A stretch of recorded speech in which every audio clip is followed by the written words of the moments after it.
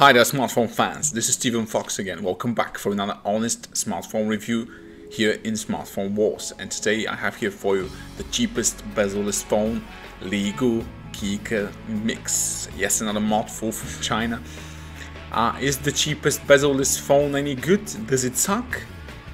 Watch my video review and you'll find out. And as always, let's start with the phone itself. Nice metal body.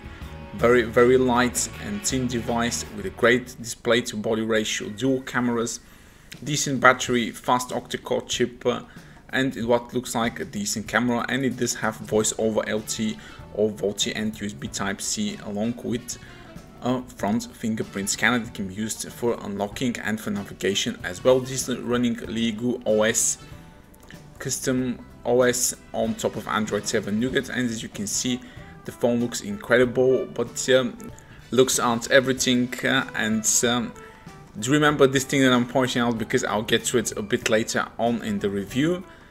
And as such, the phone, as I say, is great. The display quality is, I think, as good as you can get for a $100 display. Very good sunlight visibility, and as far as connectivity goes, this phone supports 4G LTE and VoLTE or voice over LTE. And it does come with a nice silicone case in it and USB Type-C headphones inside the box. Yes, that's right, it doesn't have a headphone jack, but it does have a USB Type-C headphones inside the box, so very good value, and I won't list this as a con not having a headphone jack. So onto the specs, the MTK6750T is a very decent mid-range chip. At this price, this is as good as it gets when it comes to performance and battery life on this device. The bands 4G LTE supported are shown here. This will work in anywhere in Europe and Asia, but it has limited support in Canada and the USA. So these are the bands it supports. Check with your local carrier operator to see if this phone will work in US and Canada on the operator you're running on. And this is again the display and the phone outside in sunlight conditions. Top brightness enabled. I had to lower it down to just be able to look very well. This does not have an adaptive brightness setting, so you have to do it manually every time, but it's not such a big deal since the display doesn't cover all that big of a range when it comes to brightness. You can leave it on the medium and be fine like all the time. The Leagoo OS is actually runs very nice and has a few customization options. Plenty of free themes and wallpaper is also available for you to download. So as far as customization goes, the Leagoo OS running here on top of Android Nougat is a very decent choice, and it has actually matured a lot and runs quite well without any bugs. You can use the front fingerprint scanner to unlock and for navigation, or you can use the on-screen keys. You can swipe left and right on the fingerprint scanner to open your recent apps, hold to go to home, and press once to go back. Sorry. And of course, if Leagoo's OS is not your thing, you can always install custom launcher like in there, like Google Now and Android N Launcher, Nova, or whatever you want, and have a more stock-like experience. It is possible, and it does work, as you can see on the phone. Right, let's get to the more important stuff, which is performance, as most of you want to know if this phone is good as a daily driver and for gaming. And as you can see, the Antutu score is pretty good, considering this is a $100 phone we're talking about here. GPS works quite well and very fast to position and lock, as you can see here in Google Maps, and there is no lag when switching and working with Google Maps, which is very good. And it does have an orientation sensor, so you know which direction you're facing, but it does not have a gyroscope, so 360 videos can only be moved with your finger and not viewed when you tilt the phone. But I said this is something that's not really mandatory for a $100 phone, and especially with this great very light metal body, good screen to body ratio, and very nice display. This is something I think most of you can definitely stomach. And as you can see, the performance switching between heavy social apps and opening them is very smooth and fast on the Leagoo KIICAA Mix. This packs very good hardware inside.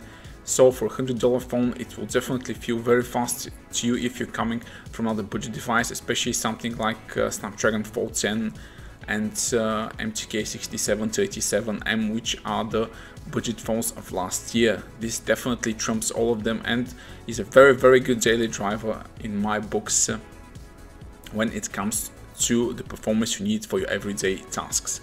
And next up, we'll check the speaker quality. so you can assess it yourself. I think the speaker is loud enough, definitely not the best quality, but okay.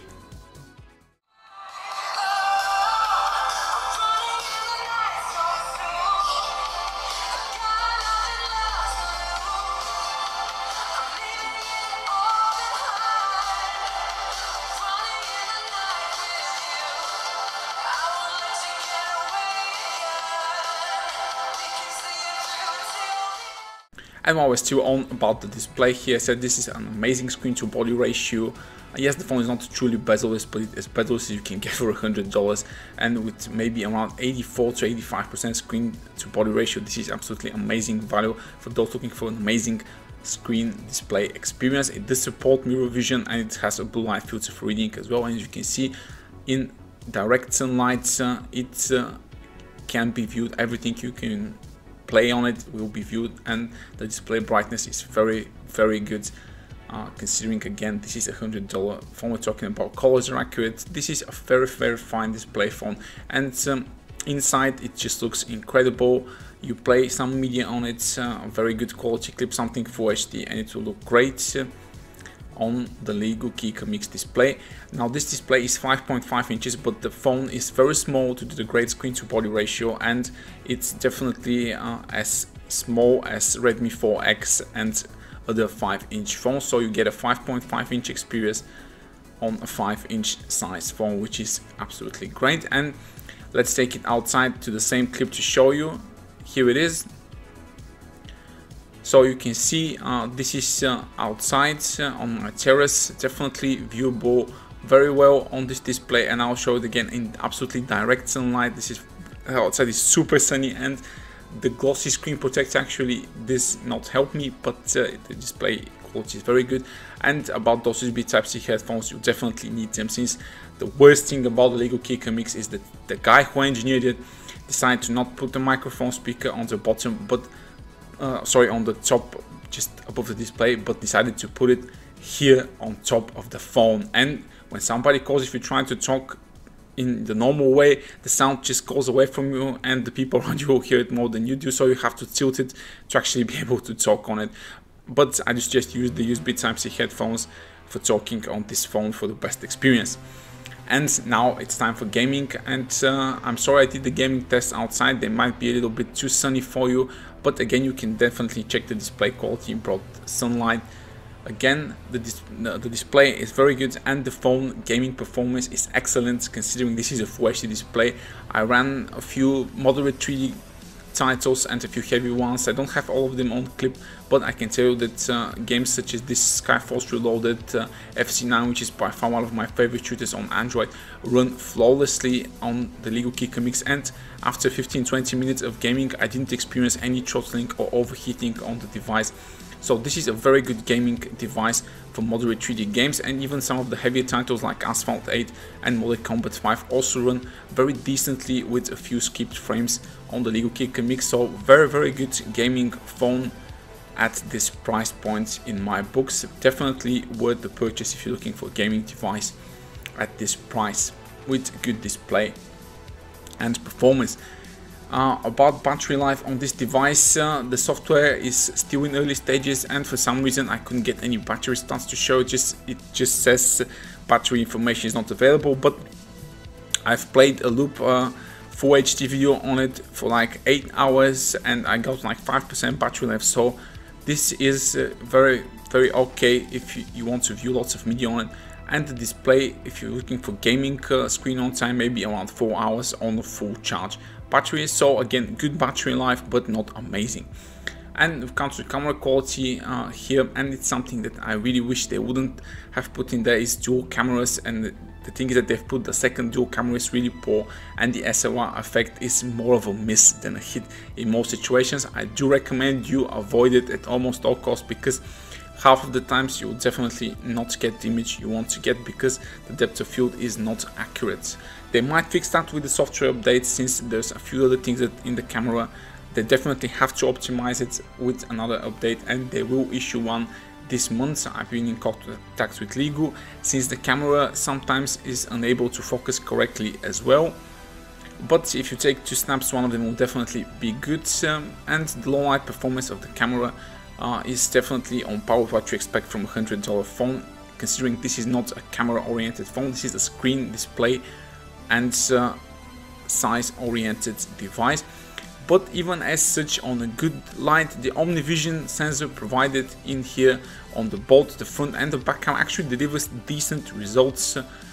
Again, considering this very low price, I've taken lots of shots, and well, there's a bit more overexposure than I would like. The colors are accurate. There's something that I would love to see, and the photos in general for me are very okay in this price category. But as I said, the camera definitely can do with the software update for optimizations, since I said this have focusing issues sometimes, especially when it comes to low light. It's hard to focus, but like any camera, it hardly focuses on low light shots. Again, decent quality low light shots if the camera can focus.